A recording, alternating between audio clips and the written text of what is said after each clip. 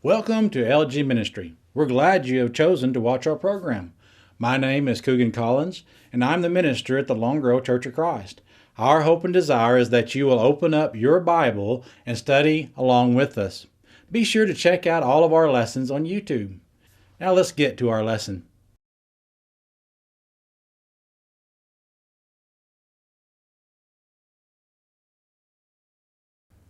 In our last lesson, we took a brief look at the eldership and compared them to generals in an army. Our lesson ended with looking at the first two qualifications of an elder. In this lesson, we will continue examining the remaining qualifications because these qualifications are important for every elder to have. As I said in our last lesson, every Christian should meet most of the qualifications as well. Number 3 is temperate.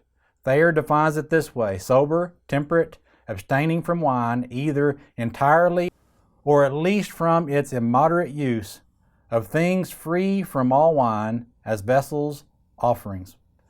This is one way temperate is used, but most scholars believe it was used metaphorically in the New Testament times as to be understood to mean being restrained in conduct, self-controlled, level-headed.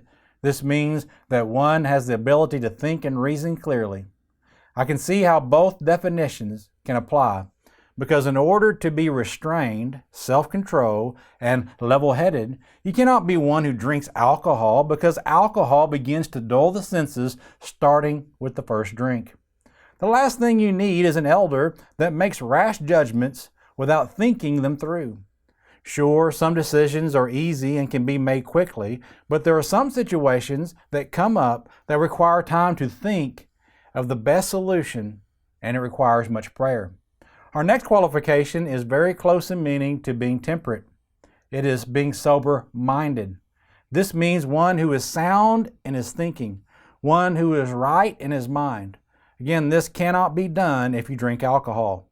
The men who oversee the congregation cannot be impulsive, gullible, or unreasonable men. They must have the ability to look at any given situation from all sides and deal with it in a responsible manner. We must remember that one of the major works of the eldership is to make spiritual decisions based upon what's going to help the church grow spiritually. These decisions should be given great thought on how they will affect the church and its growth. Decisions made by the elders should not be done half-heartedly. These men should be able to think on their own without having to ask others how to make their decisions. Now, an elder would consider the thoughts of their family and the church members, but the decision should be theirs and not someone else's. Number 5, we have good behavior. This describes one who is orderly and well-mannered in his life. A good word to describe this in our modern language is a gentleman. He is not rude or rough in his nature. An elder must be of good behavior in his day-to-day living with those in his family, the world, and also with all the church members. It is easy for most of us to maintain good behavior under controlled environments, but one who is an elder must maintain good behavior even under stressful or difficult situations. This can quickly separate those who are qualified to be an elder with those who are not. Just because a man has good behavior does not mean that he will just roll over when sin is being committed. No, every man is to take a stand for the truth and not be afraid to rebuke or call a sinner out. For example, after Paul gives Titus the list of qualifications of an elder, he writes this, Titus 1, verse 9, holding fast the faithful words as he has been taught, that he may be able, by sound doctrine, both to exhort and convict those who contradict. For there are many insubordinate, both idle talkers and deceivers, especially those of the circumcision, whose mouths must be stopped, who subvert whole households, teaching things which they ought not, for the sake of dishonest gain. Number 6 is hospitable. This literally means lover of strangers, but it goes far beyond that. An elder should be willing to be hospitable to his neighbors and to the whole church. During the New Testament time, this was very important because people would travel from town to town, and the elders and the Christians alike would bring these people into their homes and take care of them during their stay, even when they didn't know who they were. This is not as critical in our day and time because of our circumstance. But an elder should spend time with the members of the church and get to know them better so they can be more effective at looking out for their spiritual well-being. They should also be willing to entertain or be hospitable to strangers. Being hospitable is one of the best ways an elder or a Christian can open up opportunities to promote the Word of God.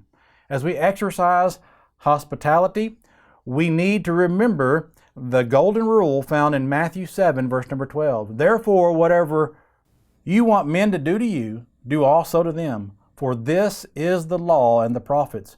1 Peter 4, verse 9. Be hospitable to one another without grumbling. You can never know what good may come from being hospitable to those you do not know. It should help us all to be more hospitable to others when we consider what Jesus says in Matthew 25, verse 31. When the Son of Man comes in His glory and all the holy angels with Him, then He will sit on the throne of His glory. All the nations will be gathered before Him, and He will separate them one from another, as a shepherd divides his sheep from the goats. And He will set the sheep on His right hand, but the goats on the left. Then the King will say to those on His right hand, Come, you blessed of my Father, inherit the kingdom prepared for you from the foundation of the world. For I was hungry, and you gave me food. I was thirsty, and you gave me drink. I was a stranger, and you took me in. I was naked, and you clothed me. I was sick, and you visited me. And I was in prison, and you came to me. Then the righteous will answer Him, saying, Lord, when did we see you hungry and feed you, or thirsty or give you drink? When did we see you a stranger and take you in, or naked and clothe you? Or when did we see you sick or in prison and come to you? And the King will answer and say to them, Assuredly I say to you, inasmuch as you did it to one of the least of these, my brethren, you did it to me. So let us all learn to be hospitable. Number 7, apt to teach. Perhaps the best definition of what this means comes from what I read from Titus earlier. Let me read it again, Titus 1, verse number 9. Holding fast the faithful words as he has been taught, that he may be able by sound doctrine both to exhort and convict those who contradict. An elder is one who has the ability and the knowledge to teach and to combat false doctrine. Every elder should be able to teach at a level that the church can be edified. Too many elders are being put into the office of a bishop who really don't know how to teach, don't know how to deal with false teachers because they don't have a good understanding of the Scriptures. If a man is going to be one of the spiritual leaders of the congregation, he needs to have a good working knowledge of the Scriptures. Number 8, not given to wine, not a drunkard. The first thing we must realize is that the meanings of words change throughout time. When people think of wine, they think of intoxicating drink. If you look up wine in a modern-day dictionary, it will define it as fermented drink. But the further you go back in time, you'll find that the word wine was defined as having two meanings. First, it was simply the fruit of the grape. Number 2, it was intoxicating. Now in the Bible, the Greek word for wine is enos. Simply means fruit of the vine and has a dual meaning. It could mean grape juice or it could mean intoxicating wine. The same thing is true for the word wine in the Hebrew language. Sometimes we can determine from the context of the verse if the wine being spoken of is mere grape juice or intoxicating. For example, I want you to notice this reference is certainly talking about intoxicating wine. Proverbs 23, verse 31. Do not look on the wine when it is red, when it sparkles in the cup, when it swirls around smoothly. At the last it bites like a serpent and stings like a viper. Your eyes will see strange things, and your heart will utter perverse things. This next one is not intoxicating. Isaiah 65 verse 8. Thus says the Lord, as the new wine is found in the cluster. A New Testament example of wine not being intoxicating is in Matthew 9 verse 17, in which it is referred to as new wine, which is freshly squeezed grape juice. So in our qualifications, Paul was not teaching to abstain from wine completely because there is nothing wrong with drinking non-intoxicating wine. He would not have wanted people to think that an elder would have to refrain from all forms of wine as a Nazirite had to, Numbers 6, verse number 3. I certainly believe that if Paul had wanted elders to never touch any form of grape juice, he would have said so. And he would have made it to where they couldn't partake of the fruit of the vine as part of the Lord's Supper, if this is true. However, the phrase not given to wine, or as some translations say, no brawler, does not in any way give an elder, or anyone else for that matter, permission to drink intoxicating wine. Knowing what we know about wine and the strong drinks we have today, no one that wants to maintain clear thinking and to be a good example to others should touch the stuff. Some might point out that Paul told Timothy to take wine for his stomach's sake, 1 Timothy 5, verse 23, and conclude that it's okay to drink intoxicating beverages in moderation. However, it would be very difficult for someone to prove from this verse that the wine being prescribed was intoxicating or just plain grape juice. Now, I have some information found outside of the Bible that can show that grape juice can be used for stomach ailments. Athenaeus, the grammarian, 200 AD, in his book, The Banquet, recommends for the dyspeptic, that is someone who has digestive problems, let him take sweet wine, either mixed with water or warmed, as being good for the stomach, for sweet wine does not make the head heavy. Notice this was a wine that did not make one's head heavy, but was good for the stomach. Welch's also has a pamphlet out that tells how grape juice is good for ailments, and one of those that is listed is stomach problems. While this doesn't prove that Paul was prescribing grape juice, it definitely shows that it's a possibility. Even if Timothy did take some fermented wine for his stomach's sake, it would have been a small amount for medicinal purposes only. It should also make you wonder why Timothy was refraining from drinking wine in the first place. Could it be because he was concerned about his example and didn't want anyone to think that he was a drinker? In our day and time, I don't know of any good thing that can come from intoxicated alcohol, or how an elder or a Christian could be a good example to others by socially drinking. An elder certainly cannot be of sound mind if he's drinking intoxicating drink. Wayne Jackson talks about another possibility about what is meant from our text as he talks about a man named Spence. Spence contended that the concept of drunkenness had virtually faded away from the word, and that the caution is against appointing one to the eldership who is given to being noisy and boisterous, one who acts like he is drunk, even when he is not. Whatever way you choose to define our words, you will never find justification for drinking alcohol for pleasure. Number 9, not violent or quarrelsome. The last thing you need is an elder that cannot contain his anger and would actually physically beat someone if he was mad at them. You do not want someone that is always trying to stir up trouble with others by being quarrelsome. Of course, no Christian should be this way either. Number 10, not greedy for money. If an elder is motivated by money, he will make a lousy spiritual leader because his heart is in the wrong place. His vote could be bought or influenced by whatever would make him some more money. Elders and Christians alike must never forget what Jesus says about this in Matthew 6 and verse 24.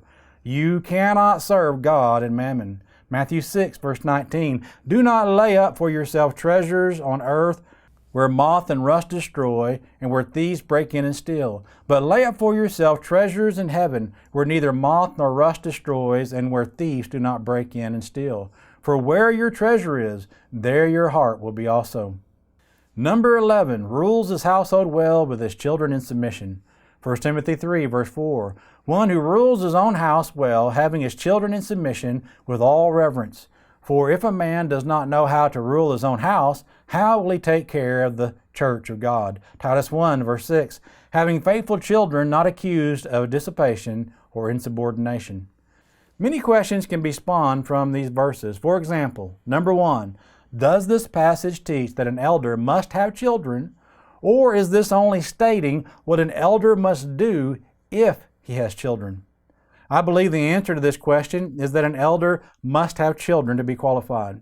When a man properly disciplines his children and trains them upright, one can have a glimpse of his ability to take care of the church of God. A man will gain great experience in training and rearing his children that he can apply and use as he leads the flock of the church. Think about it. Who is going to be able to relate more to a family who is going through hard times because of their rebellious child? The man who has been through it and has dealt with it before, or someone that has never dealt with it? Many people who don't have children think they are experts on how to deal with children. One preacher made this statement. He says, on the Sunday immediately following the birth of our first child, I announced to the congregation at Adamsville that I had resigned my position as an authority on rearing children. Number 2, how many children does a man have to have? Can he have one child and still qualify? The language here does not demand a plurality of children. Now, I would agree that a man who has 2 children is going to have more experience than one raising one child. However, you could say the same thing about a man that has 5 children would have more experience than one having 2. But the qualification, as we'll look at, the word there only can mean one child. We even use the word children today to mean just one child. For example, if I ask you if you have any children and you only have one, you'll answer yes. Or if I ask a new grandmother who only has one grandchild, if she has any grandchildren, she'll always say yes. Of course, there are many biblical examples of the term children being used to refer to one child as well. Sarah was said to have nursed children when only Isaac was in view, Genesis 21, verse 7. When Paul taught that children are to obey their parents, Ephesians 6 and verse number 1, he certainly was including the only child in that statement as well. So a man only needs one child to qualify. Number 3, do these children have to be faithful Christians, or do they simply have to be faithful and loyal to their father? This is one of those areas it could go either way, because faithful can mean faithful to God, but it can also mean faithful to someone else. For example, Hugo McCord wrote this: if someone says that both phrases, believing children and faithful children, Titus 1:6, mean baptized believers, he must explain why such would have been required on the island of Crete, where Titus was working, Titus 1, verses 5 through 9, and not in Ephesus, where Timothy was working, 1 Timothy 1, verse number 3. Neither phrase, believing children or faithful children, was given to Timothy, 1 Timothy 3, verses 1 through 7. But the expression faithful children described for Crete, children not accused of dissipation or disobedience, Titus 1 and verse 6, is the same as that described for Ephesus, children in subjection with all respectfulness, 1 Timothy 3, verse number 4. Thus, faithful children are they who obey their parents in the Lord, for this is right, Ephesians 6, verse number 1. And in time will make the good confession and be baptized. A look at the Greek behind the phrases children that believe, ASV, and faithful children, King James Version, shows that sometimes the references is not to Christians' belief in and faithfulness to the Lord, but to one's being a faithful and trustworthy and dependable person, as in 1 Corinthians 4, verse number 2. It is required in stewards that a man be found faithful. Or in Matthew 24, verse 45, a faithful and wise servant. The same Greek word also is applied to deity, as in 1 Corinthians 10, verse 13. God is faithful. Or as applied to Bible expressions, as in 1 Timothy 1, verse 15, a faithful saying. While Hugo McCord was certain that our phrase means faithful to the Father, other well-known preachers also are just as adamant that our phrase means children that have become Christians. Since there is more than one meaning that can be applied to the term faithful, I will not be dogmatic about it. But even if our phrase does indeed mean faithful to the Father, I would say that you are going to have a child that will most likely become a Christian as that child is led by his father. Number 4, if a man's children fall away after they leave his home and make a home for themselves, does this disqualify that man from serving as an elder? One might look at Proverbs 22 and verse number 6 and say that if a child falls away, then it has something to do with the way the parents raised him. While it is true that if one rears a child in the way of the Lord, most likely, this child will remain faithful into his adulthood. But this is not a guarantee. To say that under no circumstance they could fall away from the Lord would be a false statement. So the answer to the question is that once the child leaves the home, the parents are no longer responsible for his actions because he is no longer under their household, because he has started his own household. So if the child falls away after he or she has left the home, this does not disqualify a man from being an elder. The qualification is focused on how he ruled his household, which would mean how the children were handled while they were under his control. Though technically a child that leaves the home and then falls away cannot disqualify a man from being an elder, there are certain circumstances that might happen that would cause an elder to step down because of his fallen child. For example, if that fallen child became the town drunk or is known by many as being this awful person that could cause outsiders to look at his father and wonder what kind of man he was, a situation like this could potentially cause problems for the church, and it would be expedient, not commanded or demanded, for an elder in this situation to step down. However, an elder should exercise wisdom in such cases and do what is best for the Lord's kingdom. This idea of him ruling his household well doesn't mean that things are never going to get out of control, but it rests upon his ability to bring things back under control. Ruling his household well also includes his wife and how they are able to resolve problems that might arise in the home. Though the scriptures do not specifically give any qualifications for an elder's wife, it certainly seems that the qualifications given for a deacon's wife would also apply to an elder's wife, which are 1 Timothy 3, verse 11. Likewise, their wives must be reverent, not slanderers, temperate, faithful in all things. There's nothing mentioned here that any Christian shouldn't already have in place. But my point is, when you have a husband and a wife that love God and each other, they are going to find a way to get along and to work out their problems. It may not be like you see on Leave It to Beaver, but what's important is that a husband and a wife work together and they work things out and help each other in their spiritual lives. They're there to help each other get to heaven.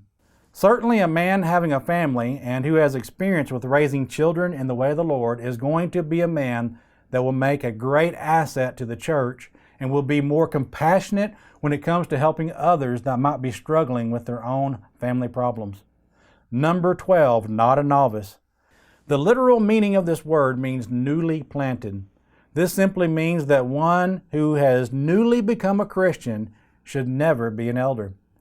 There are no shortcuts to becoming spiritually mature. Notice what our text says will probably happen to a novice if he is given such a position. 1 Timothy 3, verse 6. Not a novice, lest being puffed up with pride he fall into the same condemnation as the devil. So a man wanting to be an elder must live the life of a Christian and see its ups and its downs, and they must be strong in the Word. Otherwise, this man is going to be destined to fail because one cannot effectively lead others if he has little or no experience. Number 13, having a good report, just, holy. Before I expound on having a good report, I want you to consider the definition of just and holy, which are sufficient to explain what they mean. Just means righteous, observing divine laws. In a wide sense, upright, righteous, virtuous, keeping the commands of God. Holy, undefiled by sin, free from wickedness, religiously observing every moral obligation, pure, holy, pious. If one is just and holy, then they will no doubt have a good report from those inside and outside the church. Having a good report is an interesting qualification because it tells us that it's not enough that the members of the church respect this man, but he also must be respected by those outside the church. This is a necessary quality to look for in an elder. We as individual members of the church rarely get to know each other that well. But when we are around each other, we tend to put on our best face. And on the surface, we may seem like an honorable person. However, if you want to learn about the real person, just talk to that person's neighbors or with the people he works with, and you will soon find out if he has a good reputation outside the church as well. An elder should have a good reputation with those outside the church and should be honest in his dealings with others. One who is both just and holy is going to be dedicating to serving God in and out of the church assembly. He will have the Spirit of Christ and he will stand out as an honorable man in society. If a man is seeking the office of a bishop, deals harshly or unfairly with those on the outside, he does not need to be an elder. Just think about what people would think about the Church of Christ when they know that a man that is appointed as an elder is a harsh or dishonest man. It wouldn't be good. Number 14, not self-willed. An elder cannot be one who is self-centered or arrogant. This is the kind of person who thinks he's very important and that everything he says is more important than what everybody else has to say. For instance, in matters of opinion, like what color the carpet should be, this type of person would insist on a certain color no matter what anybody else thought about it. If this person went to an elders meeting, he would want other elders to agree with everything that he said. If they didn't, he would get mad. Decisions are to be made by the majority of the eldership and not by one elder. As I said before, the Bible teaches that we are to have more than one elder. But sometimes within an eldership, one man will be running the show. It will be a one-man thing where he's kind of working like a dictator. He's making all the decisions for the eldership. You know, a good example of this is found in 3 John chapter 1, verse number 9. It says, I wrote to the church, but Diotrephes, who loves to have the preeminence among them, does not receive us. Therefore, if I come, I will call to mind his deeds, which he does, prating against us with malicious words. And not content with that, he himself does not receive the brethren and forbids those who wish to, putting them out of the church. We do not need men like Diotrephes in the eldership. Instead, each elder should live by the principle taught in Philippians 2, verse number 3. Let nothing be done through selfish ambition or conceit, but in lowliness of mind let each esteem others better than himself. Let each of you look out not only for his own interest, but also for the interest of others. That is exactly how you make sure that you are not self-willed. Number 15, lovers of good. This means that an elder is someone who loves all those things that are good. This is a broad statement that can encompass a great deal of things. But the main point here is to be lovers of good rather than lovers of evil. The best explanation of what is meant here is found in Philippians 4 and verse number 8. Finally, brethren, whatever things are true, whatever things are noble, whatever things are just, whatever things are pure, whatever things are lovely, whatever things are of good report, if there is any virtue and if there is anything praiseworthy, meditate on these things. Number 16, self-controlled. Simply put, you want a man who is capable of keeping his emotions under control. If a man cannot keep control of himself, he will not make that great of a spiritual leader at all.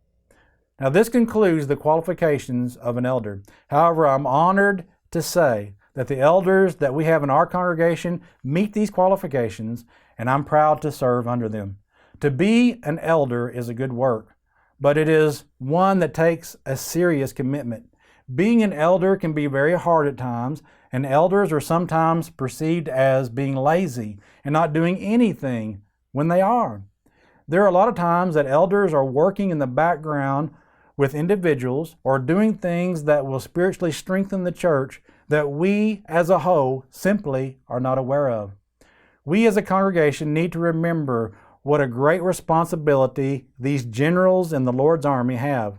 And from time to time, we should tell them how we are thankful that they have taken on this task. 1 Thessalonians 5, verse 12. And we urge you, brethren, to recognize those who labor among you and are over you in the Lord and admonish you, and to esteem them very highly in love for their work's sake. Be at peace among yourselves.